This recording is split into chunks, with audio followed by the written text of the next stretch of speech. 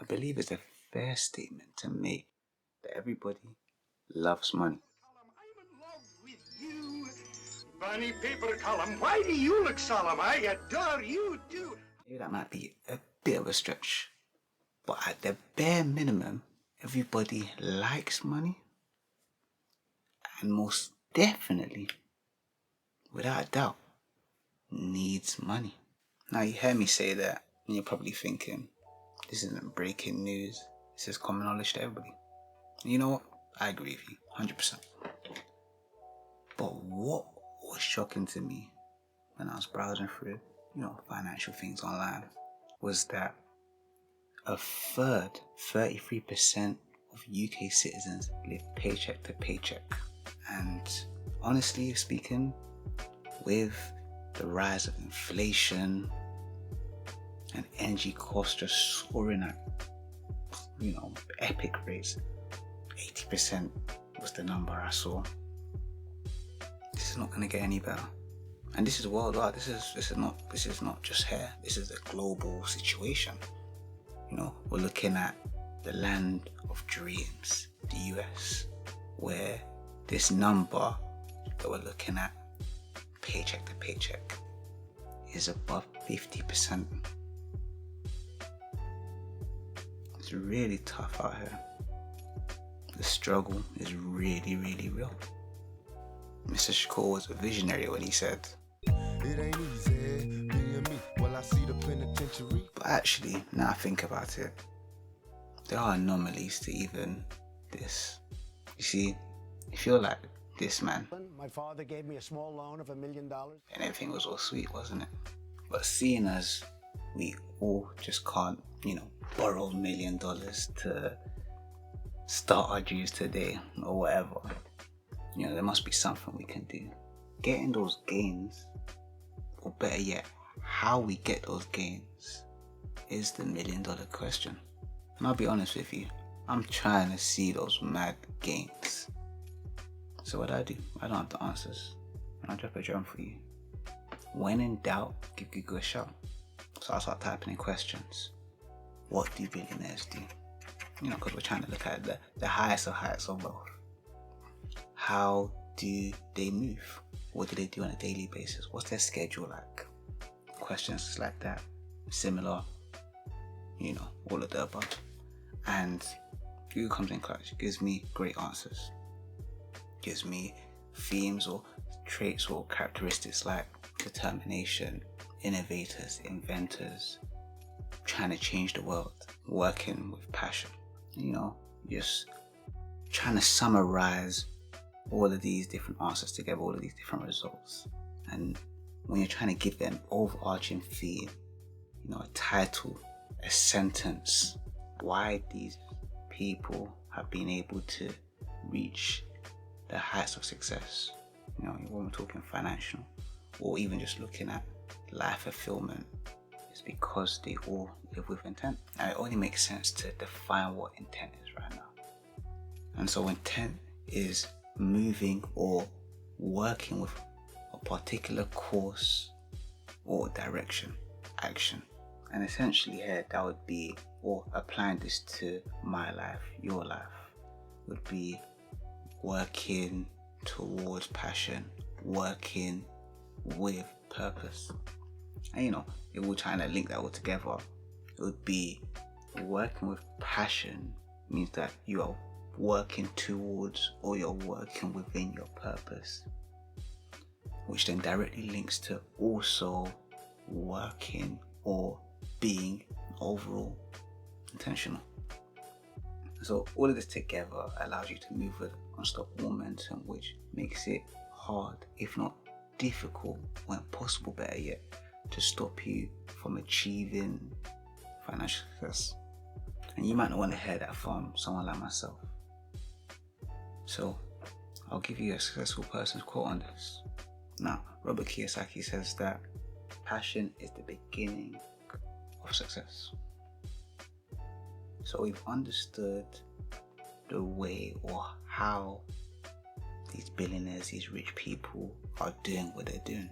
So let's look at ways where we can implement being intentional to our own lives. First way, or one of the ways that you can build financial wealth through being intentional, is being intentional with your money and starting to invest now.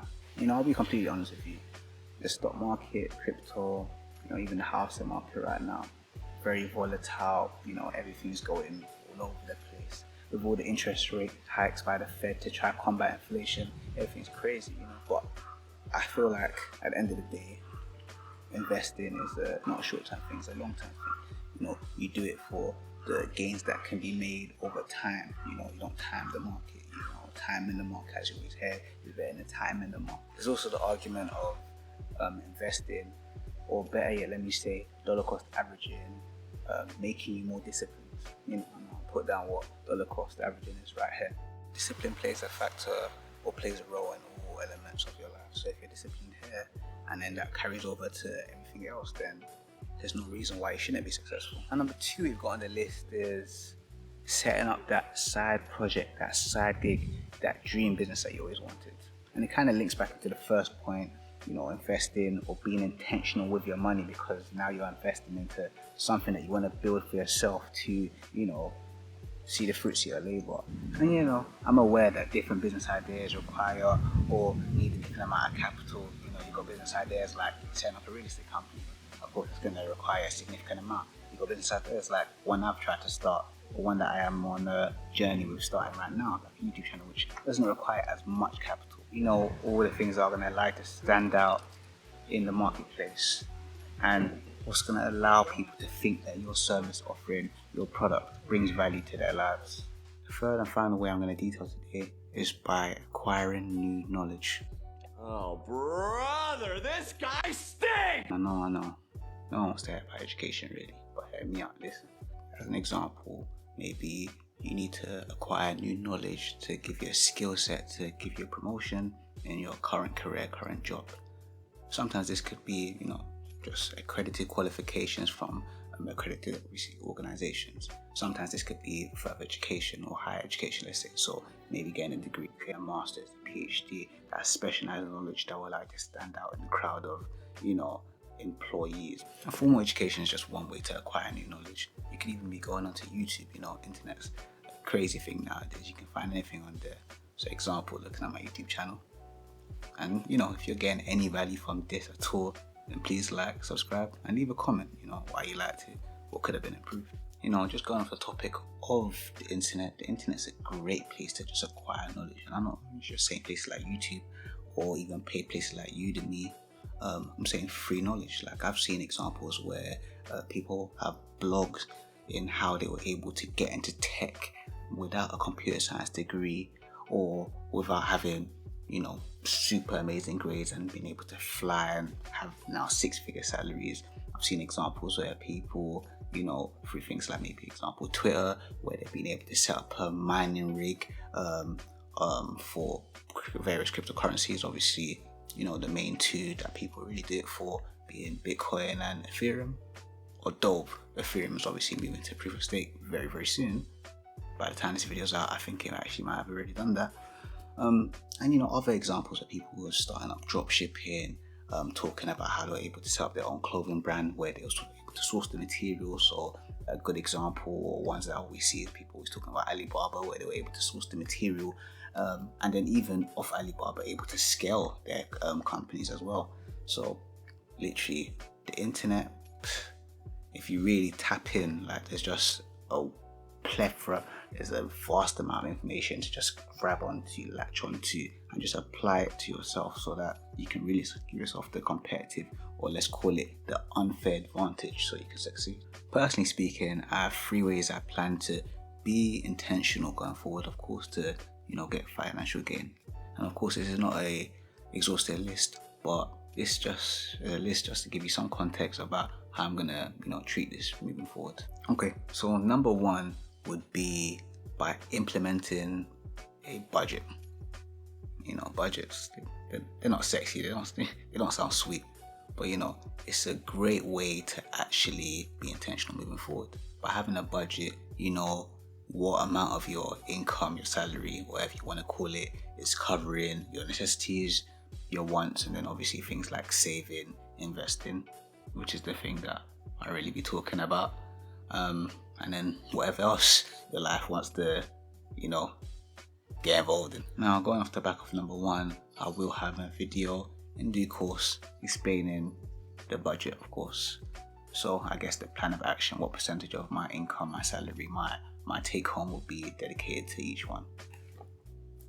But then just going off the, I guess the potential percentage of one of them would be, and this goes into number 2, investing, of course. So that's dollar cost averaging into the market, even during this turbulent time. And of course, you know, a certain portion has to go towards savings, because you need an emergency fund, especially with this potential recession, which in my honest opinion, I would say we are in one. But you know, don't listen to me, I'm just a guy on YouTube.